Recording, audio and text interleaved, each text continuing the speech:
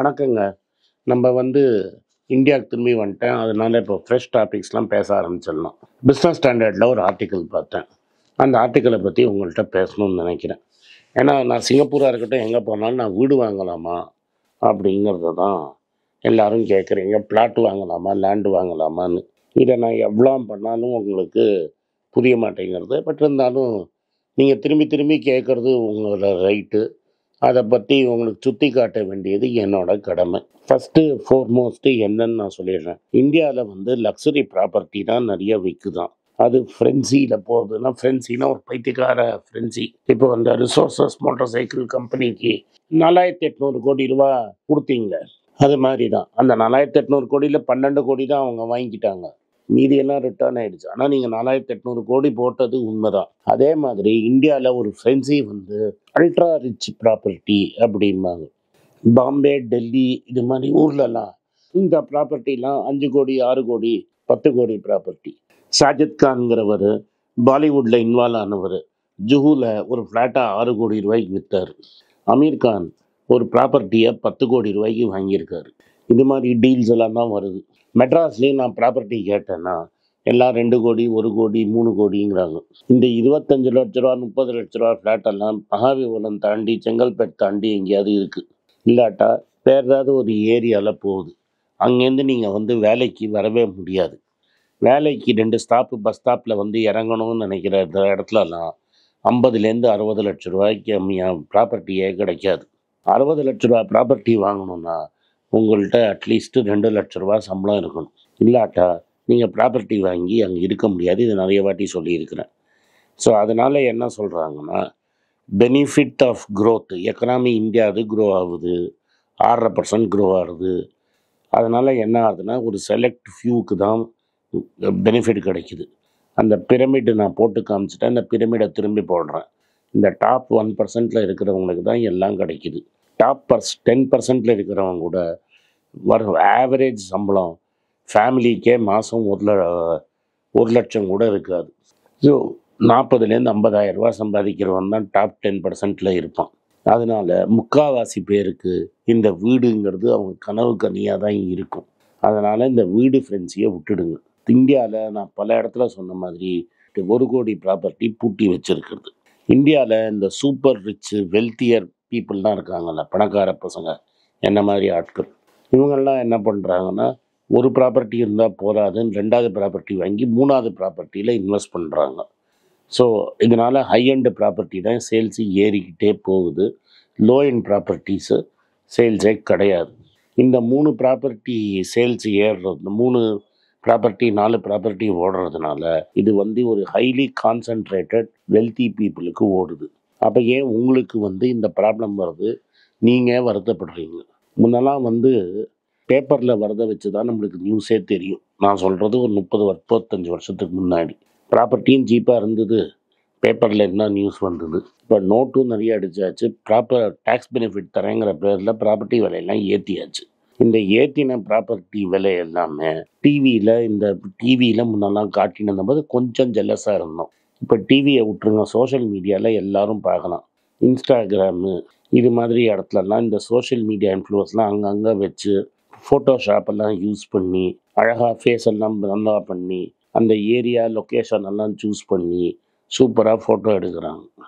இப்போது இந்தியாவில் ஒரு பெரிய கல்யாணம் நடந்தது, 3500 கோடி கல்யாணம். அந்த 3500 கோடி கல்யாணத்தை சினிமா மாதிரி செட்டு போட்டதாக சொல்கிறாங்க. அதெல்லாம் பார்க்குறச்ச நம்மளுக்கு என்வி வருது. சார்லி மங்கர் சொன்ன மாதிரி என்விங்கிறது தான் இருக்கிறதுலே பெரிய ப்ராப்ளம். அவன் சினிமா இப்போ என்ன வீடியோவில் என்ன போடுறான், இந்த சினிமாக்காரன் டூரு அப்படிங்கிறத போடுறான். சரி, சினிமாக்காரன் டூர் போடுறத விடுங்க, இந்த லோக்கலில் டிவியில் ஆங்கராக இருக்கிறவங்கெல்லாம் ஒரு டூரு, தமிழில் ஒரு இன்ஃப்ளூயன்சர் ஒரு யூடியூப் வச்சுருக்காங்க, அவங்க பாத்ரூம் டூர் போட்டாங்க. அது மில்லியன் வியூஸுக்கு மேலே போச்சுன்னு என் ஒய்ஃப் சொன்னான்.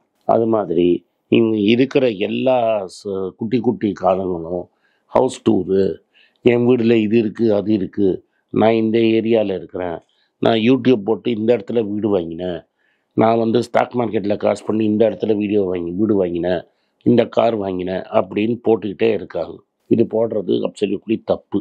ஏன்னா இது மாதிரி நீங்கள் போட்டிங்கன்னா என்ன ஆகும்னா, இல்லாதவன் தான் நிறைய பேர். 99.9% கையில் இதெல்லாம் ஒன்றும் கிடையாது. அவன் வாழ்க்கையில் அதை வாங்கவும் முடியாது. அவனை நீங்கள் உஸ்பேத்தி விடுறது தான் இந்த என்வியை கிரியேட் பண்ணுறீங்க. இந்த என்வி கிரியேட் பண்ணுறதுங்கிறது பின்காலத்தில் ரொம்ப பெரிய ப்ராப்ளம் ஆகும். இப்போ பங்களாதேஷில் சிம்பிள் ஒன்று என்ன பண்ணாங்க, ஹசீனானா 30% வேலைங்களாம் அவங்க கட்சிக்காரங்களுக்கே ரிசர்வ் பண்ணாங்க. கட்சிக்காரன்னு சொல்லாமல் நம்ம என்ன பண்ணிச்சுன்னா, யாரெல்லாம் சுதந்திர போராட்டத்துக்காக தியாகம் பண்ணாங்களோ அவங்க பேரங்களுக்கு 30% ரிசர்வேஷன். எவன்லாம் அந்த ஷேக் முஜீபோட சண்டை போட்டானோ அவன்லாம் அவாமி பார்ட்டியில் இருக்கிறான். இருக்கிற வேலையே கம்மி.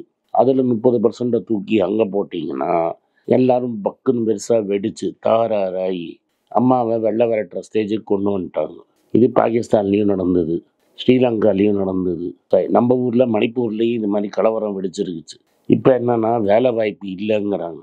இப்போ என்ன ஆகிடுது, ஒரு குரூப்புக்கே எல்லா வேலையும் கிடச்சி, ஒரு குரூப்பே பணக்காரனாகி, ஒரு குரூப்பே ஸ்டாக் மார்க்கெட்டில் போட்டு காசு பண்ணிக்கிட்டு மேட்ச் ஃபிக்ஸிங் மாதிரி பண்ணி ஓஹோன்னு சம்பாதிச்சான்னு வைங்க. மற்றவன் பார்த்துன்னு இருக்கிறான் சோஷியல் மீடியாவில், அவனுக்கு எண்ணி வரும். நீங்கள் அந்த வீடு வாங்கணுங்கிறது கூட இதுலேருந்து வர டிசைடு தான். இன்றைக்கி இருக்கிற கேரியரில் நீங்கள் எந்த ஊரில் எப்போ இருக்க போகிறீங்க, எவ்வளோ நாளைக்கு இருக்க. நான் சிங்கப்பூரில் கரண்ட் இருக்கிறதெல்லாம் இதான் சொன்னேன்.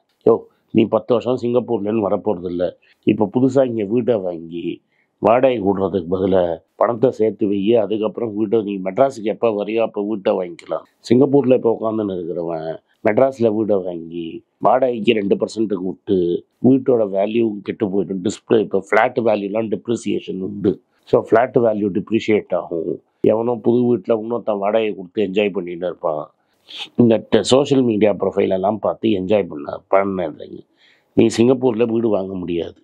துபாயில் வீடு வாங்குறது ரொம்ப கஷ்டம், ரொம்ப காஸ்ட்லி. அதனால் இன்றைக்கி இருக்கிற எக்கனாமிக் சைக்கிளில் வாடகை கொடுத்துட்டு இருக்கிறது பெட்டர். இந்தியாவில் இருக்கிறவனால வீடும் வாங்க முடியாது.